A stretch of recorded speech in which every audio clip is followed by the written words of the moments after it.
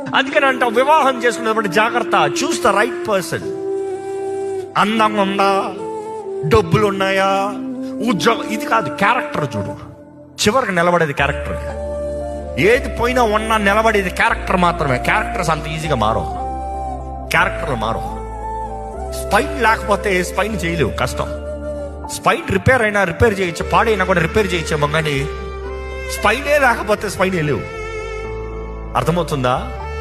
Be careful what kind of people that you చూస్.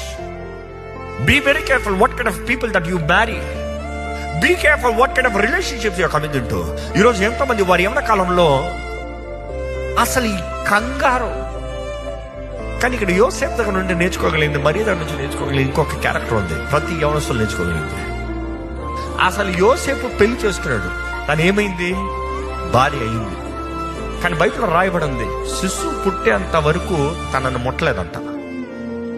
శిశువు పుట్టేంత వరకు తన ముట్టలే, వేరే చూపుతో చూడలేదంట. Is it possible? ఒక స్త్రీని మొదటిసారి చూస్తున్నాం.